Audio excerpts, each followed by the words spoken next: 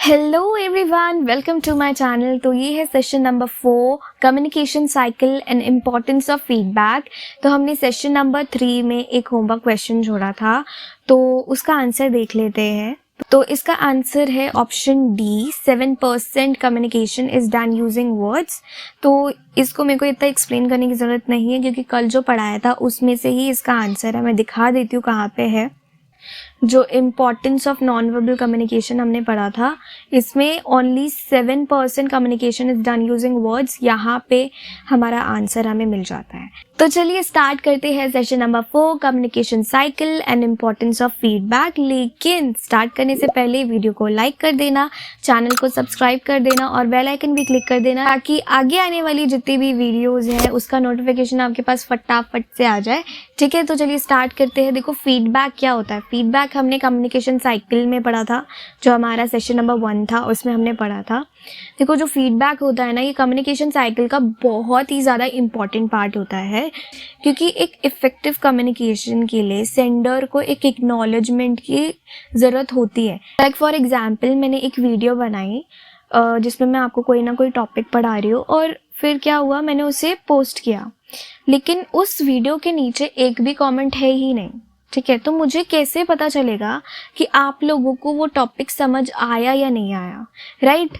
तो जो फीडबैक है ना, वो सेंडर को मिलना इसलिए बहुत ज़्यादा इम्पॉर्टेंट होता है, ताकि उसे ये तो पता चल पाए कि जो रिसीवर है उसे उसका मैसेज समझ आया या नहीं आया। सपोज करो कि आप कहीं पे काम करते हो, ठीक है, वहाँ पे कोई एम्प्लॉय है और आपने देखा कि ना वो किसी पर्टिकुलर काम में ना ढंग से काम नहीं कर रहे हैं, ठीक है, और उन्हें थोड़ा इम्प्रूव करने की ज़रूरत है। तो आप उनके पास जाते हो, उनसे बात करते हो और बोलते हो कि ना ये पर्टिकुलर चीज़ में ना आपको इम्प्रूव करने की ज़रूरत है अपनी परफॉर्मेंस।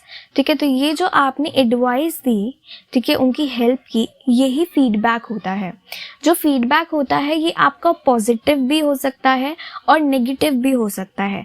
ठीक है, एक अच्छा फीडबैक जो है ना, ये आपका स्पेसिफिक होता है और हेल्पफुल होता है और काइंड होता है। लाइक फॉर एग्जाम्पल, एक बच्चे ने मेरी वीडियो में कमेंट किया कि दीदी कुछ समझ नहीं आ रहा। सिर्फ उसने यही कमेंट किया कि दीदी कुछ भी समझ नहीं आ रहा। तो क्या मुझे पता चलेगा कि एग्जैक्टली इस बच्चे को समझ क्या नहीं आ रहा? कुछ तो बताए, राइट? अगर आप यही लिखोगे कुछ भी समझ नहीं आ रहा, तो मुझे कैसे पता चलेगा, राइट? तो ये जो फीडबैक का तरीका है ये सही नहीं है। ठीक है, तो आपका फीडबैक स्पेसिफिक होना चाहिए। स्पेसिफिक कैसे? कि आपको बताना चाहिए कि दीदी यहाँ पे मेरे को ये पर्टिकुलर टॉपिक था कम्युनिकेशन साइकिल में, और ये पर्टिकुलर टॉपिक मेरे को समझ नहीं आया, आपने ढंग से एक्सप्लेन नहीं किया, तो अगली वीडियो में एक्सप्लेन कर देना। तो यहाँ पे हमें एक स्पेसिफिक पॉइंट मिल जाता है कि यहाँ पे जो है मैंने टॉपिक ढंग से एक्सप्लेन नहीं किया, तो यहाँ पे फीडबैक हमारा स्पेसिफिक बन जाता है। तो दोनों में कितना डिफरेंस है। एक फीडबैक में उसने बोला कि मुझे कुछ समझ नहीं आया, दूसरे फीडबैक में उसने स्पेसिफिकली बताया कि मुझे किस पर्टिकुलर टॉपिक का क्या चीज़ समझ नहीं आया। ठीक है, तो मैं ये वाला फीडबैक मुझे ज़्यादा अच्छे से समझ आएगा ना। तो स्पेसिफिक फीडबैक होना चाहिए। दूसरी चीज़, हेल्पफुल होना चाहिए। लाइक आपको हेल्प करनी चाहिए कि दीदी आपके ना वीडियोज़ में अगर आप क्वेश्चन ऐड करोगे तो बहुत ज़्यादा हेल्प हो जाएगी। तो ये क्या होगा, एक हेल्पफुल फीडबैक होगा, है ना। अगर आप एनिमेशन ऐड कर दोगे तो हमें और ज़्यादा अच्छा लगेगा वीडियो देखने में। तीसरी चीज़, हमारा जो फीडबैक है वो काइंड होना चाहिए। लाइक आपने कमेंट में लिखा बिल्कुल भी समझ नहीं आया, पता नहीं कैसा कैसा पढ़ाती है ये फीडबैक कितना बुरा लग रहा है, राइट? वहीं पे आप सामने से बहुत काइंडली बात करते हो कि दीदी यहाँ पे ना ये चीज़ समझ नहीं आई है, अगर आप और अच्छे से समझा पाओगे तो बहुत हेल्प हो जाएगी, राइट? तो ये क्या है, काइंड बिहेवियर। तो हमारा जो फीडबैक है ना, अगर उसे ढंग से शेयर किया जाए ना, तो सामने वाले का जो एग्जिस्टिंग स्ट्रेंथ होता है और उसकी एबिलिटी होती है वो इंक्रीज करती है, और वो अपने एरर्स को रेक्टिफाई कर सकता है। तो अगर फीडबैक हमारा ढंग से दिया जाएगा तो इसका इफ़ेक्ट जो है ना लॉन्ग टर्म तक रहता है, हमारे गोल्स वगैरह को अचीव करने में और मैनेज करने में। ठीक है, तो एक अच्छा फीडबैक जो है ना वो हमारा स्पेसिफिक होता है, टाइमली होता है, पोलाइट होता है, ऑफरिंग कंटेनिंग सपोर्ट, ये होता है। स्पेसिफिक क्या होता है कि यहाँ पे हम एक जनरल कमेंट अवॉइड करते हैं। यहाँ पे हम क्या करते हैं कि अपनी स्टेटमेंट को क्लेरिफाई करते हैं एग्जाम्पल्स के थ्रू। एडवाइस तो देते ही देते हैं, साथ ही साथ हम एक एग्जाम्पल भी देते हैं कि इस तरीके से आप इसे कर सकते हो। दूसरा है टाइमली। टाइमली मतलब कि आपका फीडबैक जो है ना, अगर आप बहुत देर बाद देते हो तो उसका इम्पैक्ट जो है वो ख़त्म हो जाता है। फॉर एग्जाम्पल, मैंने ना एक वीडियो बनाई और उस वीडियो में मैंने एक टॉपिक एक्सप्लेन किया, लेकिन मैंने उसमें क्वेश्चंस एक्सप्लेन नहीं किए, ठीक है। मतलब वो एक चैप्टर का ही टॉपिक है, मतलब जैसे इस तरीके से, मतलब जैसे मैं ये वाला चैप्टर एक्सप्लेन कर रही हूँ ना सेशन बाय सेशन, तो वैसे ही मैं उस चैप्टर को भी कर रही हूँ, ठीक है। लेकिन उसमें मैं क्वेश्चंस एक्सप्लेन नहीं कर रही हूँ, ठीक है। क्वेश्चंस ना ही दिखा रही हूँ ना बता रही हूँ, ठीक है। तो आपने वीडियो देखी, लेकिन उस टाइम पे आपने कमेंट नहीं किया, आपने सोचा मैं बाद में करूँगी, ठीक है। उसके बाद जब मेरा पूरा चैप्टर वगैरह कंप्लीट हो गया, मैंने सारी वीडियोस वगैरह डाल दी, उसके बाद आपने क्या किया, कमेंट किया, दीदी आपने तो क्वेश्चंस डाले ही नहीं, अगली वीडियो से क्वेश्चन डालना। अगली वीडियो से मैं कैसे क्वेश्चन डाल सकती हूँ, क्योंकि मैंने सारे के सारे चैप्टर्स के जो सेशन थे वो कंप्लीट कर दिए। तो हमारा जो फीडबैक है वो टाइमली होना चाहिए, वरना उसका इम्पैक्ट क्या हो सकता है, ख़त्म हो सकता है। आई होप आपको ये चीज़ समझ आई हो। मैंने अपनी तरफ से पूरा अच्छे से समझाने की कोशिश की, लेकिन फिर भी अगर समझ नहीं आया तो कमेंट में पूछ सकते हो, ठीक है। और कोई दूसरा एग्जाम्पल देके मैं समझा दूँगी। तीसरा है पोलाइट।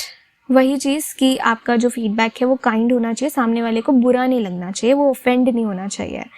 फोर्थ है ऑफरिंग कंटिन्यूइंग सपोर्ट।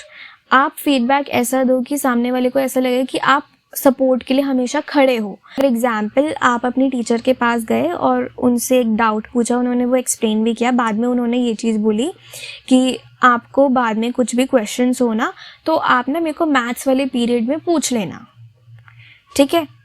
तो उन्होंने एक कंटिन्यूइंग सपोर्ट दिखाया कि भाई आप कभी भी आके मुझसे पूछ सकते हो। नेक्स्ट आता है इम्पॉर्टेंस ऑफ फीडबैक, कि फीडबैक की क्या इम्पॉर्टेंस है। देखो, फीडबैक जो है ना फाइनल कंपोनेंट होता है हमारे जो कम्युनिकेशन साइकिल है उसका, लेकिन स्टिल ये सबसे ज़्यादा इम्पॉर्टेंट फैक्टर होता है कम्युनिकेशन प्रोसेस का। फीडबैक एक तरह का रिस्पॉन्स होता है जो कि रिसीवर के थ्रू दिया जाता है सेंडर को। तो यहाँ पे हमें कुछ रीजंस दिए गए हैं कि फीडबैक क्यों इम्पॉर्टेंट है। सबसे पहला आता है इट वैलिडेट्स इफेक्टिव लिसनिंग। इसका मतलब ये है कि जो रिसीवर है उसको जो मैसेज भेजा था सेंडर ने, उसे समझ आ गया है कि एग्जैक्टली क्या मैसेज उसने भेजा है, और उसके रिस्पॉन्स में वो फिर फीडबैक भेजता है। लाइक फॉर एग्जाम्पल, आप अपनी फ्रेंड से बहुत दूर खड़ी हो, आपने उसे हेलो बोला, ठीक है, और मतलब वो बहुत डिस्टेंस में खड़ी हुई है, बहुत दूर है, और ऊपर से आवाज़ें वगैरह हो रही है। तो अगर उसका सामने से रिस्पॉन्स आएगा तो आपको पता चल जाए कि हाँ उसको मेरा मैसेज पहुंच गया है। और वहीं पे अगर उसका कुछ सामने से रिप्लाई नहीं आएगा तो आपको पता चल जाएगा कि हाँ उसको मैसेज मेरा नहीं पहुंचा है। तो फीडबैक से ना सेंडर को समझ आ जाता है कि रिसीवर को मैसेज समझ आ गया है, ठीक है। इट मोटिवेट्स, जो फीडबैक है वो मोटिवेट करता है लोगों को, वर्क रिलेशनशिप वगैरह को बेटर बनाने में हेल्प करता है, और एक अच्छे काम को आगे तक कंटिन्यू करने में हेल्प करता है। लाइक फॉर एग्जाम्पल, आपके टीचर ने ना बोला कि कोई चार्ट बना के लाना है, ठीक है, पूरी क्लास का बोला, लेकिन आपने सबसे सुंदर बनाया और आपके टीचर ने आके बोला कि आपने ना बहुत अच्छा बनाया बेटा, ठीक है। तो इससे क्या हुआ, आपको एक मोटिवेशन मिली कि हाँ मैंने बहुत अच्छा बनाया, है ना, आपको एप्रिशिएशन मिली।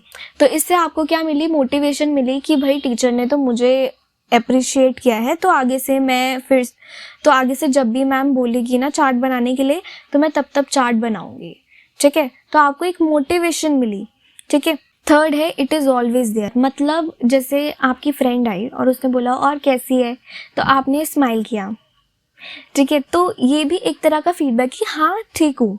आपने मुंह से कुछ वर्ड्स नहीं निकाले, आपने सिर्फ स्माइल किया, तो ये भी एक तरह का फीडबैक हो गया। मतलब चाहे आप कुछ वर्ड्स ना बोलो, स्टिल आपका एक फीडबैक हो जाता है, ठीक है। हमेशा फीडबैक होता ही होता है, चाहे आप कुछ बोलो या ना बोलो, ठीक है। फोर्थ है इट बूस्ट लर्निंग। आपको कोई मोटिवेशन देगा, आपको कोई एडवाइस देगा, तो आपकी लर्निंग क्या होगी, बूस्ट होगी। लाइक आपने मेरे को बोला कि दीदी एनिमेशन ऐड करो, कुछ क्वेश्चंस ऐड करो, थोड़ा अच्छे से एक्सप्लेन करो, तो ये सारी एडवाइसेस के थ्रू मैं क्या करूँगी, अपनी जो लर्निंग है उसे बूस्ट कर सकती हूँ, राइट। फिफ्थ है इट इम्प्रूव्स परफॉर्मेंस। वही सेम चीज़ कि ये हमारी परफॉर्मेंस को इम्प्रूव करने में हेल्प करता है। अब आते हैं टाइप्स ऑफ फीडबैक। हमारे डिफरेंट टाइप के फीडबैक होते हैं, positive feedback, negative feedback and no feedback. तो सबसे पहले आता है पॉजिटिव फीडबैक। पॉजिटिव फीडबैक में हम सामने वाले को अप्रिशिएट कर रहे होते हैं, बहुत अच्छे से बात कर रहे होते हैं। जैसे यहाँ पे एग्जाम्पल दिया हुआ है कि मैंने नोटिस किया आपने बहुत अच्छा काम किया, ग्रेट जॉब। दूसरा ये कि मैं आपको अप्रिशिएट करता हूँ कि आपने कॉल रिसीव की, क्या आप अपनी डिटेल्स शेयर कर सकते हो। तो ये पॉजिटिव फीडबैक है। नेगेटिव फीडबैक में हम रूडली बिहेव करते हैं और सामने वाले की थोड़ी बहुत कमियां निकालते हैं। लाइक यहाँ पे एग्जाम्पल दिया है कि आप हमेशा जो है होटल गेस्ट से जब भी बात करते हो अपनी स्माइल भूल जाते हो, ठीक है। और दूसरा एग्जाम्पल है कि आप हमेशा ईमेल्स का बहुत देर बाद रिप्लाई देते हो, क्या हमेशा ही बिजी रहते हो। तो ये एक नेगेटिव फीडबैक है। नो फीडबैक में हम किसी भी तरह का फीडबैक नहीं देते हैं, लेकिन स्टिल ये एक फीडबैक होता है जो कि डिसएग्रीमेंट शो करता है।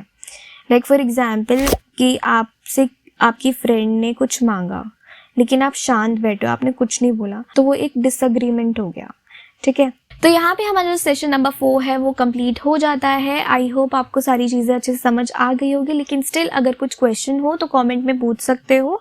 तो चलो क्वेश्चंस कवर करते हैं। सो क्वेश्चन नंबर 1 है, which of these are examples of positive feedback. इनमें से कौन सा जो है पॉजिटिव फीडबैक का एग्जाम्पल है। ऑप्शन ए है excellent, your work has improved. Option B है I notice your dedication towards the project. Option C है you are always doing it the wrong way. Option D है all of the above. Option A बोल रहा है कि excellent, आपने अपना काम बहुत इम्प्रूव कर लिया है। ऑप्शन बी बोल रहा है कि मैंने नोटिस किया आपके प्रोजेक्ट के टुवर्ड्स आपका डेडिकेशन। ऑप्शन सी बोल रहा है आप हमेशा ही अपना काम गलत तरीके से करते हो, ठीक है। ऑप्शन डी है ऑल ऑफ द अबव। ये सारे के सारे आंसर्स हैं। तो यहाँ पे जो राइट आंसर है वो है ऑप्शन ए। ऑप्शन ए इसलिए है क्योंकि यहाँ पे वो अप्रिशिएट कर रहा है और पॉजिटिव फीडबैक में हम हमेशा अप्रिशिएट करते हैं, ठीक है। बी में जो है हम ना अप्रिशिएट कर रहे हैं ना हम कुछ इतना रूड बिहेवियर दिखा रहे हैं, it's a normal feedback. Option C में हम रूडली बिहेव कर रहे हैं कि आप हमेशा ही गलत तरीके से काम करते हो। तो ऑप्शन सी तो नहीं होगा और ऑप्शन डी भी नहीं होगा, ठीक है। सेकेंड क्वेश्चन है, which of these are examples of negative feedback. इनमें से कौन सा जो है नेगेटिव फीडबैक का एग्जाम्पल है। ऑप्शन ए है I hate to tell you this but your drawing skills are poor. Option B है you are surely improve your drawing. Option C है this is a good drawing but you can do better. Option D है none of the above. Option A ये बोल रहा है कि मुझे तुम्हें ये बताना अच्छा नहीं लगता लेकिन तुम्हारी ड्राइंग की स्किल्स जो है ना वो बहुत बुरी है। ऑप्शन बी ये बोल रहा है कि तुम ज़रूर अपनी जो ड्राइंग की स्किल्स है ना वो इम्प्रूव कर लोगी। ऑप्शन सी ये बोल रहा है कि तुम्हारी जो ड्राइंग है वो बहुत अच्छी है लेकिन तुम और अच्छा कर सकती हो। ऑप्शन डी ये बोल रहा है कि इनमें से कोई सा भी आंसर नहीं है। तो इसमें से जो राइट आंसर है वो है ऑप्शन ए। ऑप्शन ए जो है ये बहुत ज़्यादा रूड बिहेव कर रहा है, राइट।